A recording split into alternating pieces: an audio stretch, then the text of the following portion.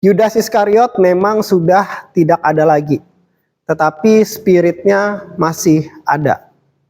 Suatu kali saya menonton sebuah film dokumenter tentang tempat prostitusi Doli yang ada di Surabaya, yang mana tempat prostitusi itu sudah ditutup.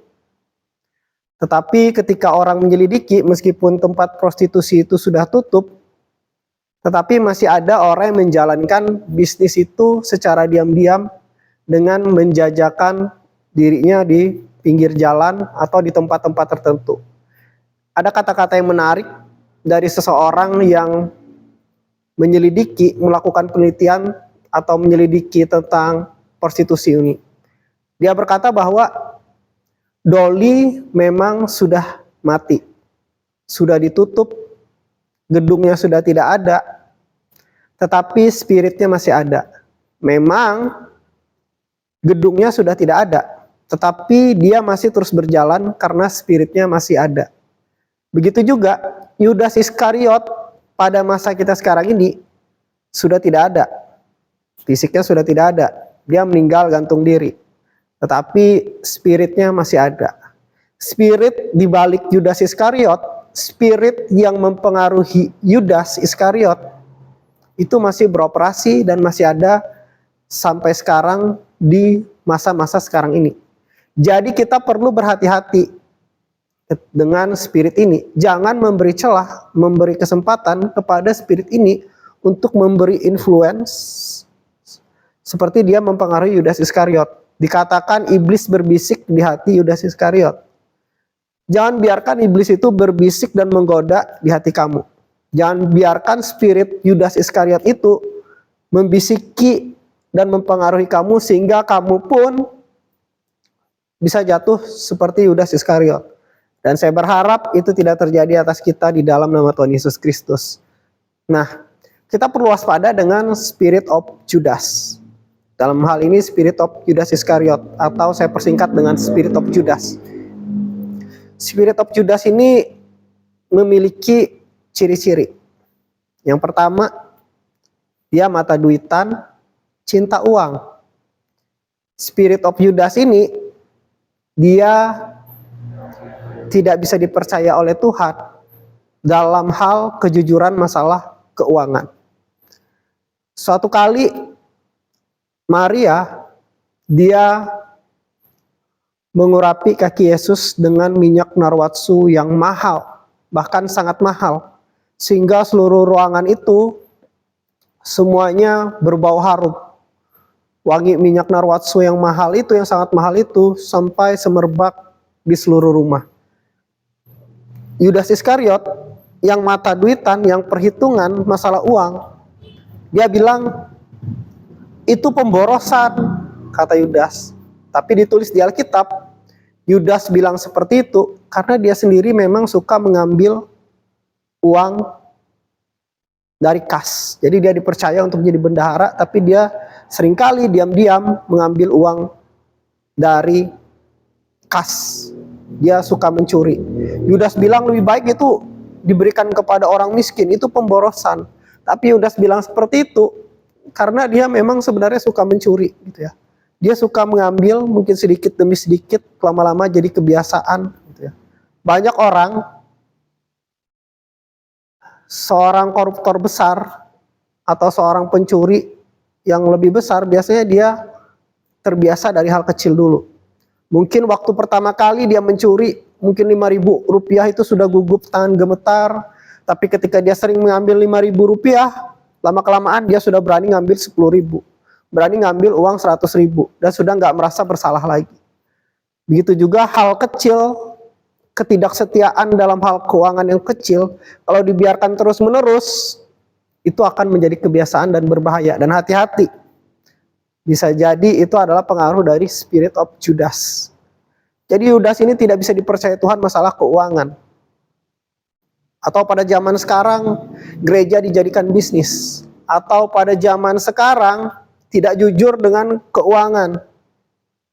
Dipercaya oleh gereja untuk mengurus masalah keuangan tapi dia tidak jujur. Itu hati-hati.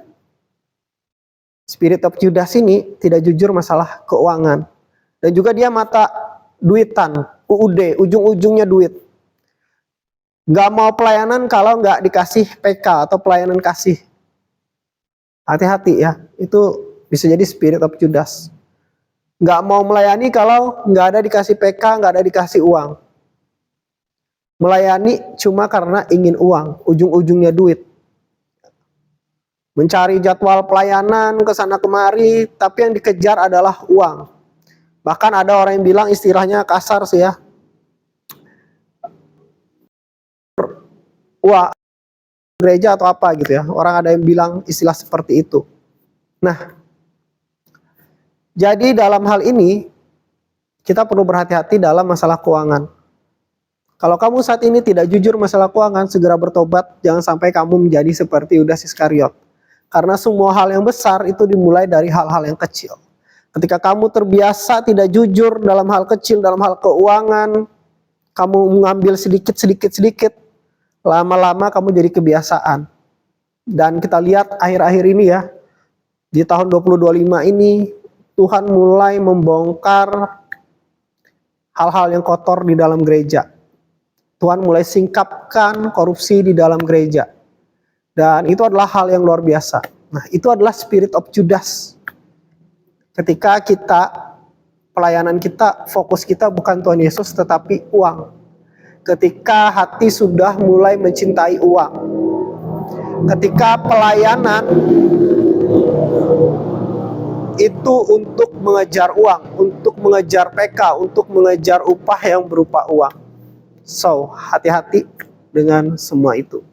Karena itu adalah awal mula dari spirit of Judas.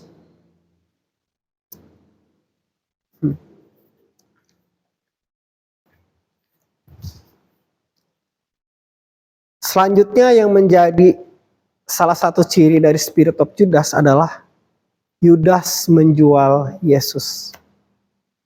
Ada orang menjual Yesus demi karena uang, karena ingin kaya, karena ingin cepat kaya gitu ya.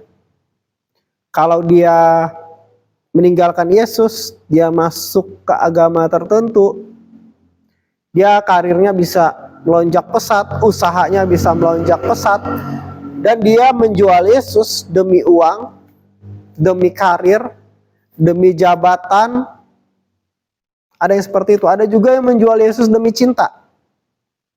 Untuk mendapatkan seorang yang dia anggap adalah terbaik menurut pikiran dia, bukan menurut pikiran Tuhan. Dia menjual Yesus. Jadi banyak orang menjual Yesus. Yudas menjual Yesus harga 30 keping perak. Tapi ada orang yang menjual Yesus untuk dia bisa menjadi kaya. Ada orang yang menjual Yesus mungkin tidak dengan 30 keping perak, tetapi dia menjual Yesus demi pasangan hidup, demi jodoh, demi kekasih.